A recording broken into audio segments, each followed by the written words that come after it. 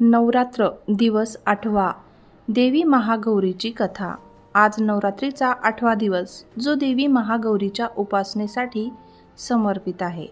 महागौरी ही देवी शांती, पवित्रता आणि सौंदर्य यांची देवी मानली जाते. तिच्या उपासनेने भक्तांचे सर्व पाप नष्ट होऊन ते शुद्ध होतात आणि त्यांना जीवनात आनंद, सुख आणि समृद्धी प्राप्त होते. देवी महागौरी आपल्या भक्तांवर अतिशय कृपाळू आहे आणि तिच्या उपासनेने भक्तांचे मनोबल व मनशांती वाढते. आज आपण तिच्या जीवनातल्या कथांमध्ये डोकावून पाहणार आहोत आणि तिच्या महान शक्तीची महती जाणून घेणार आहोत. नमस्कार मित्रांनो, तुम्ही जर चॅनलवर नवीन असाल तर प्लीज चॅनलला लाईक आणि सबस्क्राईब करायचं विसरू नका.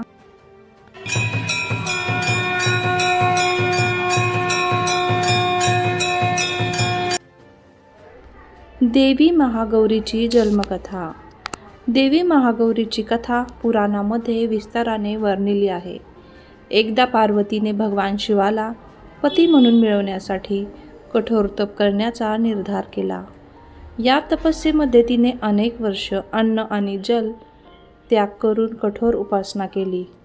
तपस्येमुळे तिचे शरीर माती, धूळ आणि पाण्याने काळवंडले होते. तिचे तेज लुप्त झाले होते आणि ती पूर्णपणे काळी दिसू लागली होती. एके दिवशी भगवान शिवाने पार्वतीच्या तपाचा अंत पाहून तिच्याशी विवाहाचा निर्णय घेतला. त्यावेळी पार्वतीला आपल्या तपस्येचा परिणाम म्हणून काळ्या रूपात पाहून शिवाने तिला स्नान करण्यास सांगितले. पार्वतीने गंगा नदीच्या पाण्यात स्नान केले.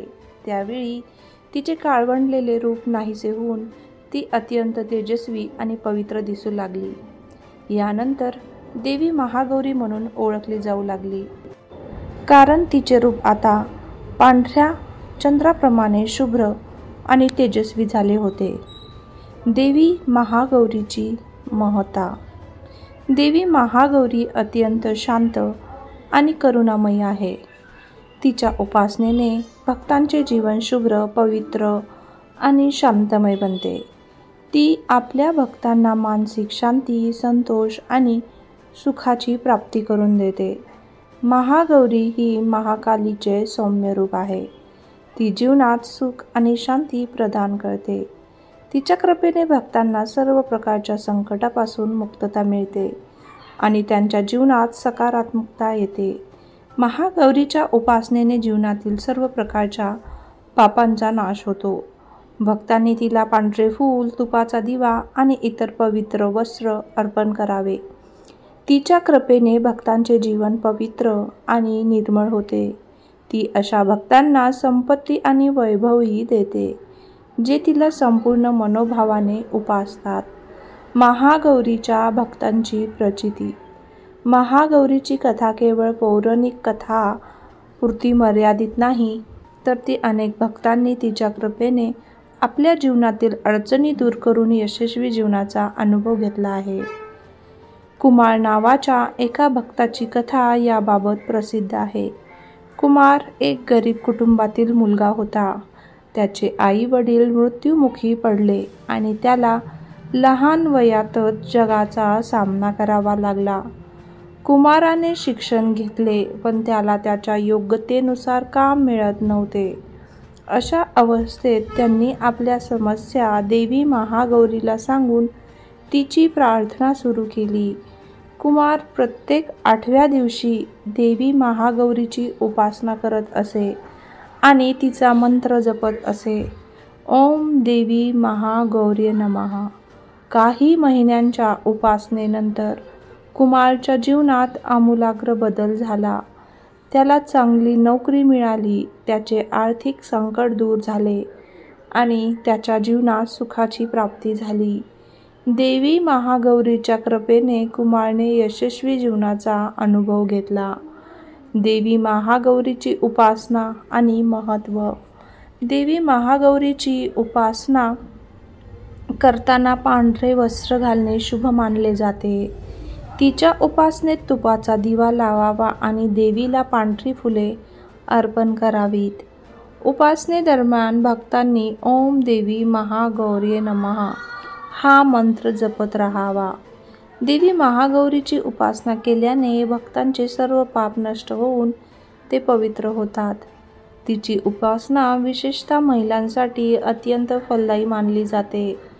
देवी महागौरीने आपल्या भक्तांवर अपार कृपा केली आहे आणि त्यांच्या जीवनात शांतता आणि शांतीचा प्रवाह आणला आहे. महागौरीच्या रूपाचे आध्यात्मिक अर्थ. देवी महागौरीचे रूप अत्यंत शांत आणि सौम्य आहे. ती शुभ्र वस्त्र घालून बैलावर आरूढ आहे.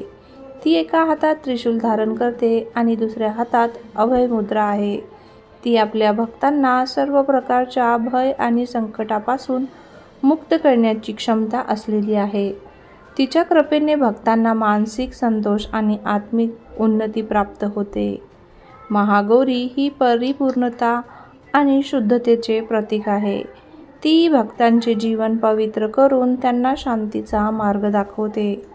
तिच्या कृपेने भक्तांना जीवनातील सर्व प्रकारच्या अडचणी दूर होऊन शांती आणि समृद्धी प्राप्त होते. उपसंहार.